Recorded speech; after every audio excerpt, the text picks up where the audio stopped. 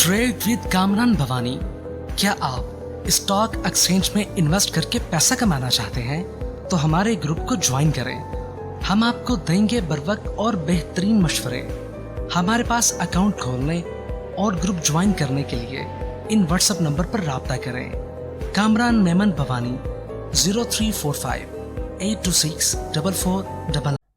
बिस्मिल्लाहिर्रहमानिर्रहीम। अस्सलाम वालेकुम ऑल मेंबर्स, मैं कामरान मेमन भवानी। आप देख रहे हैं यूट्यूब का चैनल, सो क्लेम या ब्लेम नहीं है। आज के इस वीडियो में हम बात करेंगे पीएसओ के लिए बड़ी खबर।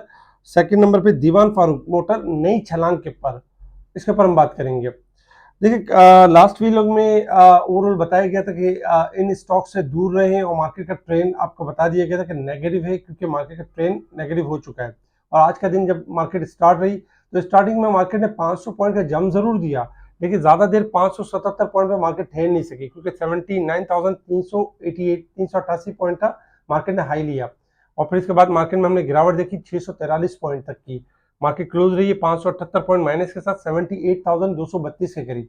ओवरऑल अगर हम देखें तो वॉल्यूम्स में भी कमी रही, 384 मिलियन के वॉल्यूम्स रहे, जो कि यानी कि फ्राइडे से कम थे। फ्राइडे वाले दिन 470 मिलियन के वॉल्यूम्स रहे थे।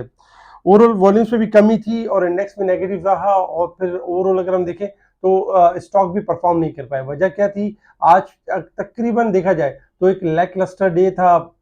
एक तरह से मतलब बोरियत थी मार्केट के अंदर। मार्केट के अंदर एक्टिविटी नहीं थी, वॉल्यूम्स भी थोड़े से कम थे मार्केट के अंदर, जिसकी वजह से मार्केट परफॉर्म नहीं कर पा रही थी। देखिए, अक्सर ऐसा होता है कि जब कभी भी मंथ का लास्ट यानी वीक होता है, या रोल ओवर होता है, या मंथ का लास्ट वीक होता है, या साल का लास्ट वीक होता है, तो उसमें यही होता है कि मार्केट उस वक्त आपकी एक स्लो मूव पर आ जाती है। बहुत सारे स्टॉक्स जो हाई पर होते हैं वो अपनी अपनी एवरेज पर जा रहे होते हैं, जो लोअर पर होते हैं वो फिर रिकवर कर रहे होते हैं। इस तरह की एक सिचुएशन बन रही होती है। फ्यूचर में भी यही होता है कि जब फ्यूचर कॉन्ट्रैक्ट के जो पुराने कॉन्ट्रैक्ट होते हैं, एक आधा दिन 2 दिन ऐसे स्लो होते हैं जिसमें शिफ्टिंग हो रही थी ओल्ड कॉन्ट्रैक्ट से न्यू कॉन्ट्रैक्ट की तरफ, यानी पोजीशन शिफ्टिंग की तरफ जा रहे होते हैं, जिसमें भी आपकी मार्केट लैक लस्टर रहती है, एक स्लो रहती है, एक रुकी रहती है। इसी सिचुएशन में हमें क्या करना चाहिए? ऐसी सिचुएशन में हमें ये कहना चाहिए कि पैनिक नहीं होना चाहिए।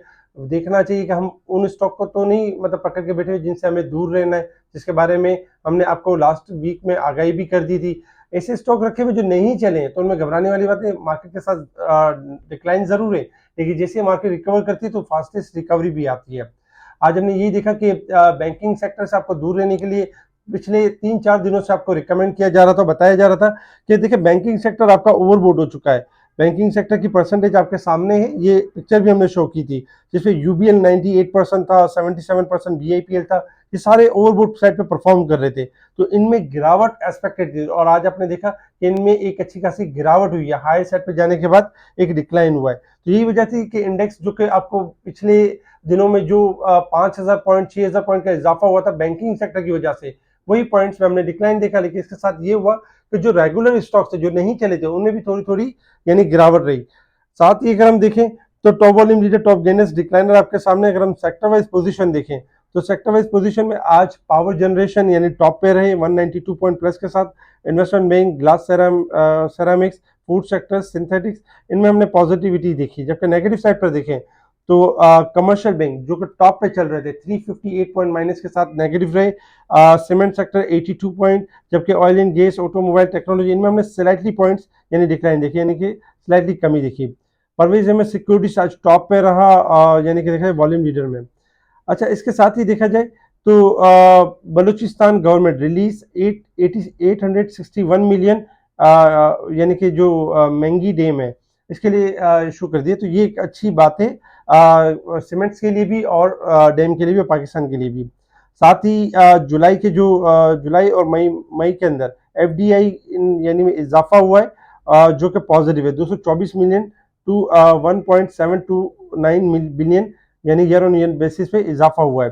इसके साथ ही 250 million policy based loan deal sign with ADB, Asian Development Bank के साथ एक डील भी साइन हुई है, जो कि पॉजिटिव है। अच्छा, दुनिया की मशहूर एलाइट कॉर्पोरेशन ने पाकिस्तान में सरमायाकारी के लिए माहौल को मजबूत करार दे दिया। जब आपकी स्टॉक मार्केट बेहतरीन परफॉर्म कर रही है और एक के बाद एक रिजल्ट दे रही है और मैशत भी जैसे परवान चढ़ रही है, तो इसके साथ यही होता है कि जो इस तरह की जो यानी कॉर्पोरेशन होती है वो फिर पाकिस्तान के लिए मतलब रेटिंग्स आना शुरू हो जाती हैं। तो अब पाकिस्तान के लिए माहौल साजगार बताया जा रहा है और फॉरेनर्स को बताया जा रहा है कि इस तरफ यानी कि इन्वेस्टमेंट की तरफ देखा जा सकता है। पाक रुपीस आज भी डेप्रिशिएट हुआ है और 11 पैसे, जबकि बैंकिंग सेक्टर के स्प्रेड में इजाफा हुआ है, 4 बीपीएस का इजाफा हुआ है। अच्छा, मिलेट ट्रैक्टर के हवाले से एक गलत न्यूज़ यानी कि रूमर्स एक चल रही थी मार्केट के अंदर कि एफबीआई की जानिब से 5 अरब 40 करोड़ रुपए जुर्माना आयद करने की जो मीडिया दावों की तरदीद कर दी गई है कि ऐसी कोई बात नहीं है, शोकास नोटिस है, मगर इस तरह की कोई चीज़ नहीं है। अच्छा, पीएसओ के लिए बड़ी खबर। देखिए, पीएसओ से रिलेटेड आप अक्सर सुनते थे कि पीएसओ के वाजिबातें एसएनजीपी के ऊपर और मुसलसल पीएसओ को वसूलियाँ नहीं हो पा रही हैं। गैस की कीमतों में इजाफे से एसएनजीपीएल से पीएसओ की वसूलियों में बेहतरी आई है, बेहतरी यानी होगी। तो ये पीएसओ के लिए एक अच्छी खबर है कि जो एसएनजीपी के जो गैस के प्राइस में इजाफा कर रहा है, उसके बाद पीएसओ की पेमेंट कर सकेगा और पीएसओ के जो मामला रुके हुए थे वो पॉजिटिविटी की तरफ जाएंगे। पाकिस्तान की आईटी बरामदात में एक माह में रिकॉर्ड इजाफा हुआ है। तो ये आईटी से रिलेटेड कुछ अच्छी खबर थी जिसकी वजह से हमने देखा कि मार्केट ने परफॉर्म किया। इसके अलावा अगर हम इंटरनेशनल मार्केट की तरफ मूव करें तो इंटरनेशनल मार्केट में इस वक्त क्रूड ऑयल ट्रेड कर रहा है आपका $80 और 97 सेंट के पास ट्रेड कर रहा है, 24 सेंट यानी कि पॉजिटिव है। 81.50 से लेके 83.50 तक सेलिंग एरिया है, 84 स्टॉप लॉस है, अगर ये ब्रेक करेगा तो अप है, अदरवाइज 80 से लेके 77 तक डाउन जा सकता है, डाउन साइड की तरफ। अच्छा, इसी तरीके से अगर हम देखें गोल्ड सिल्वर में तो सिल्वर न्यू कॉन्ट्रैक्ट है 29.92, इसमें 2 सेंट 20 सेंट यानी कि माइनस है। जबकि अगर हम देखें गोल्ड की तरफ तो गोल्ड में इस वक्त यानी कि इजाफा है। गोल्ड इस वक्त जो चल रहा है आपका थोड़ा पॉजिटिव यानी कि देखा जाए तो $6.40 पॉजिटिव चल रहा है, 2337 चल रहा है। तो गोल्ड सिल्वर में ये कि शॉर्ट रिकवरी एक्सपेक्टेड है, 31 क्रॉस करेगा सिल्वर तो मजीद अप जाएगा, अदरवाइज डिक्लाइन करेगा। इसी तरीके से गोल्ड में भी शॉर्ट रिकवरी एक्सपेक्टेड है। Resistance level and support level की बात की जाए तो 78,655 हमारा रेजिस्टेंस लेवल होगा, 77,966 हमारा सपोर्ट लेवल है। मार्केट जो लास्ट वीक के हिसाब से ओवरबोट थी अब ओवरसोल्ड पे आ चुकी है 245 पॉइंट।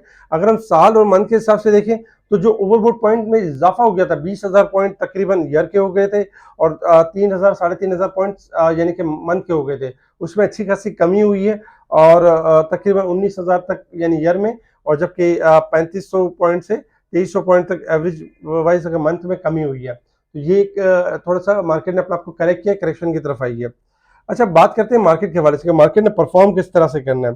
देखिए, आपके सामने ग्राफ है और ग्राफ के ऊपर अगर हम देखें तो यानी कि इसमें लास्ट भी हमने आपको शेयर किया था कि इंडेक्स का जो ट्रेंड है वो फिल वक्त इंडेक्स के लिहाज से नेगेटिव है, क्योंकि इंडेक्स अपना एक हाई लेवल रख चुका है 80,100 का लेवल। जब तक वो लेवल ब्रेक इन सस्टेन नहीं होता है तब तक मार्केट न्यू तेजी नहीं करेगी इंडेक्स के लिहाज से। हाँ, रिकवरी कर सकती है, लाइक जैसे कि आज भी रिकवरी हुई 577 पॉइंट की, लेकिन आपका जो हाई लग चुका है वो ब्रेक नहीं हुआ, जिसकी वजह से हमने दोबारा मार्केट के अंदर एक गिरावट देखी। तो इस वक्त मार्केट है आपकी 78,200 के पास, 78,600 यानी कि पहला रेजिस्टेंस लेवल होगा, ये ब्रेक एंड सस्टेन होगा तो देन मार्केट मूव करेगी 79,200 से लेके 800 की तरफ। 80,100 के बाद 200 के बाद क्लोजिंग आने के बाद ही मार्केट का बिहेवियर यानी चेंज होगा, पॉजिटिव की तरफ आएगा। उससे पहले जब तक मार्केट आपकी 78,600 से नीचे रहती है तो मार्केट का ट्रेंड नेगेटिव ही रहेगा। 78,100 हमारा सपोर्ट लेवल है और सेकंड सपोर्ट बन रही है 77,600। ये मार्केट की दो इंपॉर्टेंट सपोर्ट है, अगर ये लेवल ब्रेक होता है तो फिर थर्ड सपोर्ट होगी 77,100 का लेवल।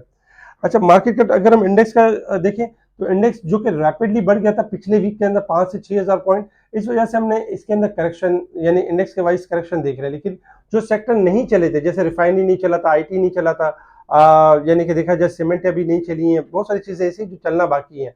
तो इंशाल्लाह ये होगा कि जब करेक्शन आपकी मूव हो रही होगी तो कोई ना कोई सेक्टर आपका परफॉर्म कर रहा होगा, जैसे आज पावर सेक्टर परफॉर्म करते हुए नजर आए, तो घबराने वाली बात नहीं है, इंडेक्स का ट्रेंड लेवल नेगेटिव जरूर है।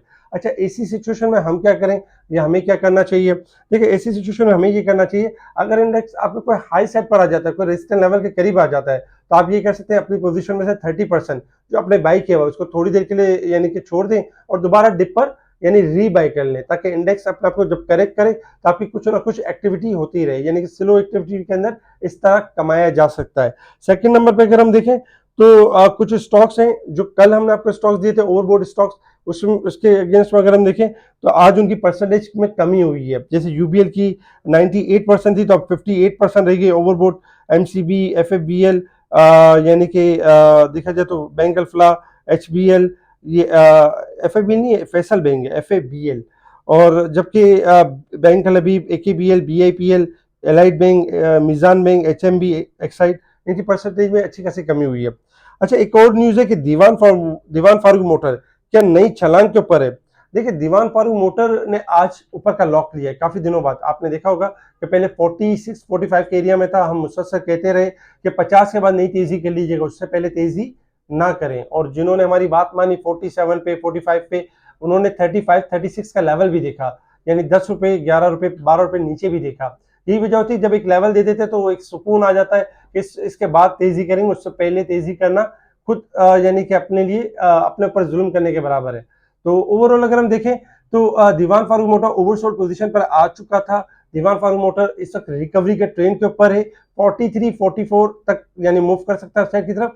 44 का लेवल अगर सस्टेन कर जाता है तो फिर दीवान फारूक मोटर एक नई छलांग के ऊपर होगा 42 के स्टॉप लॉस के साथ।